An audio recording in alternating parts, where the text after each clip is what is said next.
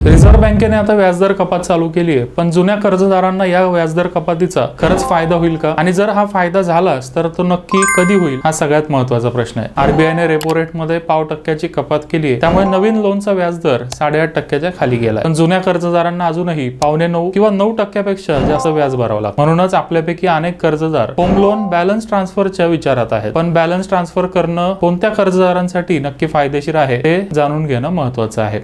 Home loan balance transfer करण्यासाठी किती खर्च येतो ते आपल्याला माहिती पाहिजे. बॅलन्स ट्रान्सफर साठी बँका साधारण 0.5 ते 1% प्रोसेसिंग फी आकारतात. त्या व्यतिरिक्त मॉर्गेज चार्जेस आणि त्यावरची स्टॅम्प ड्युटी पुन्हा एकदा आपल्याला भरावी लागते. प्रोसेसिंग फी, लीगल चार्जेस आणि मॉर्गेज चार्जेस असं एकंदरीत विचार केला तर लोनच्या 1% रक्कम आपल्याला खर्च करावी लागते. समजा रणवीरचं सध्या 50 लाखाचं होम लोन चालू आहे. त्याच्या कर्जाचा कालावधी 10 वर्ष शिल्लक आहे. 50 लाखाचं होम लोन त्याने दुसऱ्या बँकेकडे ट्रान्सफर केलं तर त्याला अंदाजे 1% म्हणजे 50,000 रुपये खर्च करावे लागतात. त्याची दरवर्षी व्याजामध्ये साधारण 0.5% बचत होईल, ज्यामुळे दर महिन्याला 1345 रुपये त्याच्या EMI वर वाचतील.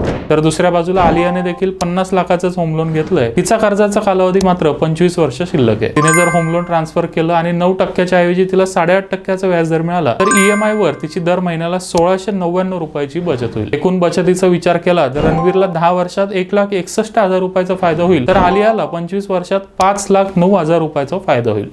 दोघांनाही होम लोन ट्रान्सफर साठी तेवढाच खर्च करावा लागेल, पण आलियाचा कालावधी जास्त असल्यामुळे तिला खूप जास्त फायदा होतोय. याचा अर्थ ज्यांचा कर्जाचा कालावधी 10 वर्षांपेक्षा जास्त आहे त्यांच्यासाठीच होम लोन ट्रान्सफर करणं फायदेशीर आहे.